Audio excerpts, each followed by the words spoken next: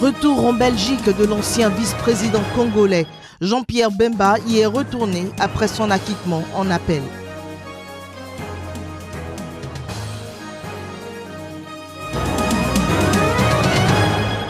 En Ouganda, c'est l'inauguration d'une autoroute qui retient les attentions. Elle relie Kampala à l'aéroport international du pays.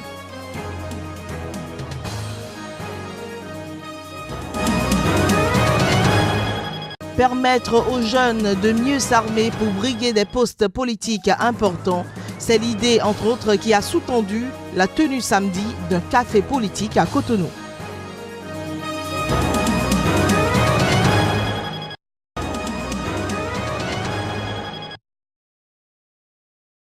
Le Congolais est désormais à Rhodes-Saint-Genèse, commune verdoyante Kossu, située à 15 km au sud de Bruxelles, où selon des sources concordantes, vivent sa femme et ses 5 enfants. C'est dans cette localité que l'ancien chef de guerre congolais avait été arrêté le 24 mai 2008 à la demande de la Cour pénale internationale. Jeudi, les autorités belges avaient répondu favorablement à la demande de la Cour de permettre le séjour de Jean-Pierre Bemba en Belgique, où réside sa famille, suite à sa mise en liberté provisoire, avait annoncé le chef de la diplomatie belge, Didier Reynders, dans un communiqué. L'État belge s'est depuis refusé à tout commentaire. Bemba dispose d'un visa l'autorisant à rester dans un premier temps jusqu'à 90 jours sur le sol belge. Il est en liberté conditionnelle en attendant une décision finale sur sa peine dans l'affaire de subornation de témoins dans le cadre de son principal procès et dont la procédure est toujours en cours, a précisé la Cour pénale internationale. La décision surprise de l'acquittement est intervenue à 1 mois et demi du dépôt des candidatures à l'élection présidentielle en République démocratique du Congo, prévue le 23 décembre pour remplacer le président Joseph Kabila.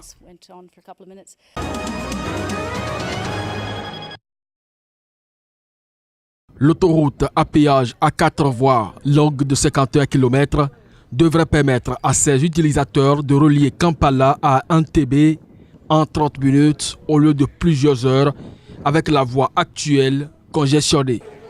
Wang Yang, 3e vice-premier ministre de la République populaire de Chine et une étoile montante du Parti communiste chinois, a participé à la cérémonie d'inauguration avec le président Museveni. La banque chinoise Exim Bank a prêté 350 millions de dollars sur un coût total de 476 millions de dollars pour le projet mis en œuvre par l'entreprise d'État chinoise China Communication Construction Company. Les travaux, qui ont débuté en 2012, auraient dû s'achever l'an passé. Ils ont fait l'objet de critiques sur leur coût ainsi que sur le montant des indemnisations des personnes expropriées pour permettre la construction de la route. Outre l'aéroport international ougandais, Entebbe, sur le lac Victoria, abrite la résidence du président ougandais ainsi qu'une importante base régionale des Nations Unies.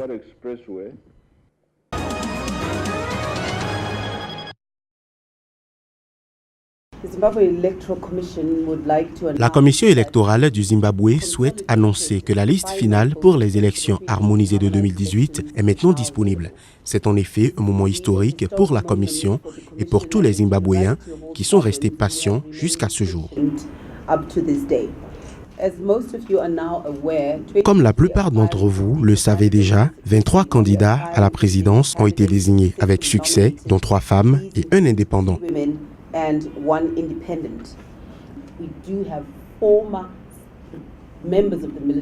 Nous avons d'anciens militaires dans nos listes et nous avons l'intention de les garder, à moins qu'on ne nous dise qu'ils sont toujours en service.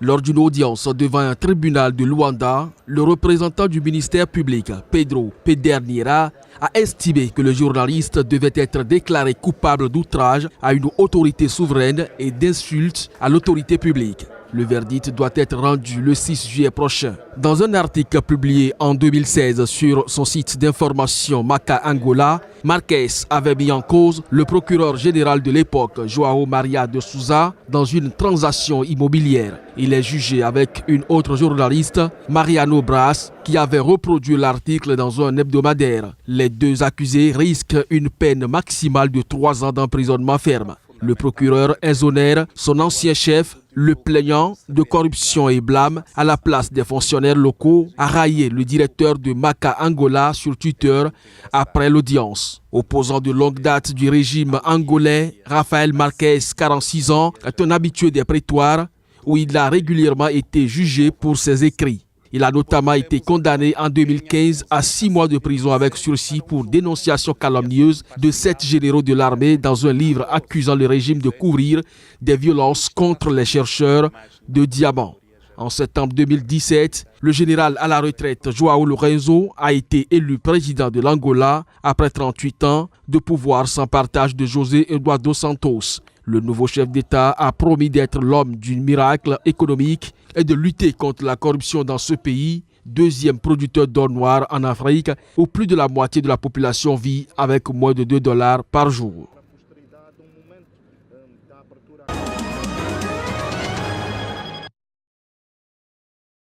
Jour et nuit, on casse nos portes, on ramasse tout dans les boutiques. Présentement, même les tôles, certaines tôles sont enlevées.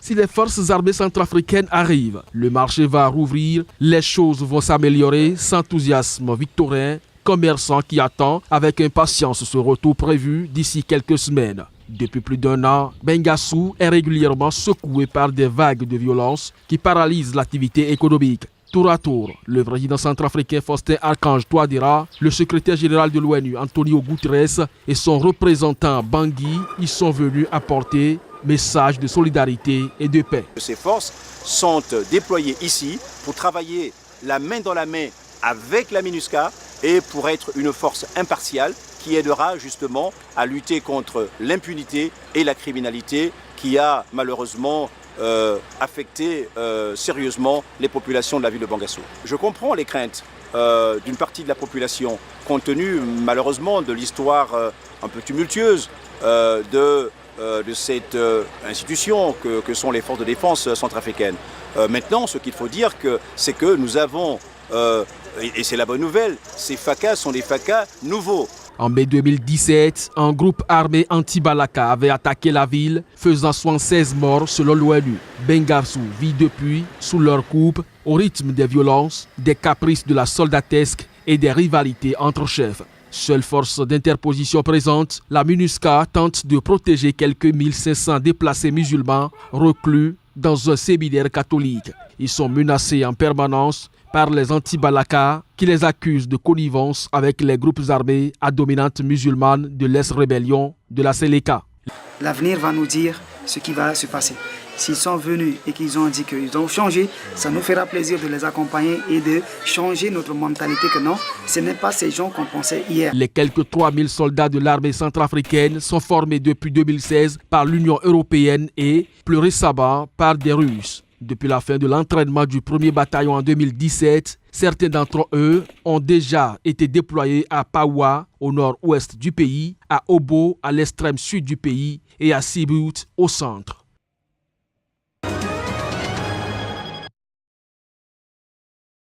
Les Pays-Bas mettront fin à leur contribution actuelle à la mission des Nations Unies au Mali le 1er mai 2019 afin d'intensifier la contribution néerlandaise à la mission de l'OTAN en Afghanistan, a indiqué le ministère de la Défense dans un communiqué. Les troupes néerlandaises font partie de la mission de maintien de la paix de l'ONU dans le pays de l'Afrique de l'Ouest depuis avril 2014. Les Pays-Bas y ont déployé jusqu'à 400 soldats. 4 hélicoptères d'attaque Apache et 3 hélicoptères de transport Chinook néerlandais ont été rapatriés en 2017. Près de 250 soldats néerlandais sont actuellement stationnés au Mali sur un total de plus de 15 000 membres de la MINUSMA, dont 12 000 militaires et 1700 policiers. Pour rappel, la MINUSMA a été déployée en juillet 2013 dans la foulée d'une intervention militaire internationale contre des groupes djihadistes déclenchée en janvier 2013 et qui se poursuit actuellement. L'annonce du retrait des Pays-Bas de la mission au Mali intervient 2 jours après la publication d'un rapport très critique de la Cour des comptes qui fustige le ministère de la Défense, affirmant que les casques bleus néerlandais manquent d'équipement, d'entraînement et disposent de matériel défectueux.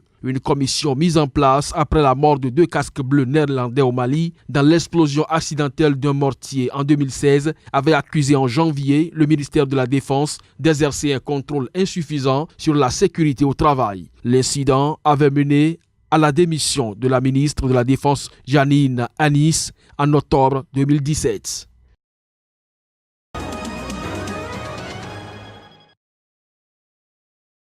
Lorsqu'il y a des questions d'intérêt, comme la révision de la Constitution, comme les réformes en cours sur la charte des partis politiques, sur le code électoral, à ces occasions, nous offrons un espace aux différents partis pour discuter, pour ensemble convenir dans la mesure du possible de ce qui est bon pour la nation.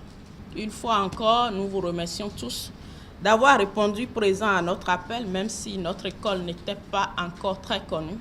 C'est juste la preuve que la jeunesse a soif d'échanger, la jeunesse veut s'engager, la jeunesse veut, non, je dirais plutôt être déterminée à jouer son rôle dans l'environnement politique aujourd'hui de notre pays.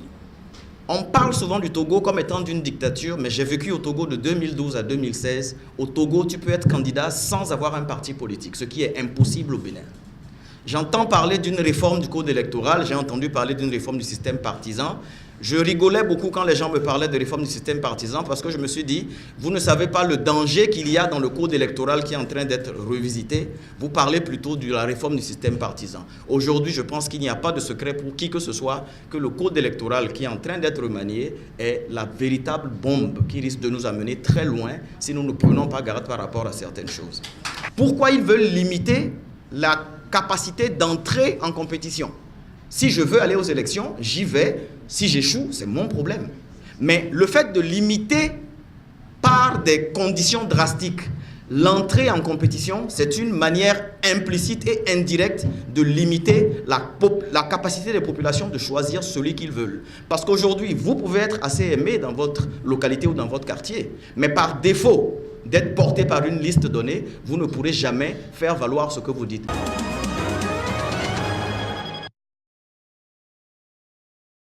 Pendant un mois, beaucoup d'entre eux ont eu à vivre d'intenses moments de privation, se conformant à la doctrine de l'islam.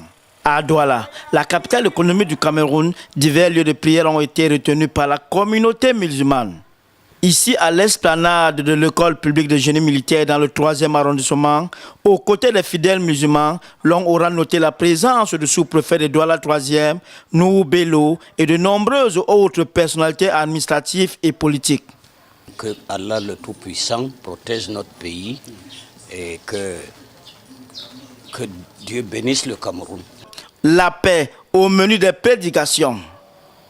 L'actualité de l'heure dans le pays aura influencé la plupart des prédications des imams. Fait la prière comme d'habitude, mais pour aujourd'hui c'est spécialement pour l'unité, pour que nous tous nous soyons un. Les différents imams de la capitale économique du Cameroun ont également prié pour la stabilité du pays, pour l'épargner des différents conflits religieux que l'on connaît de par le monde.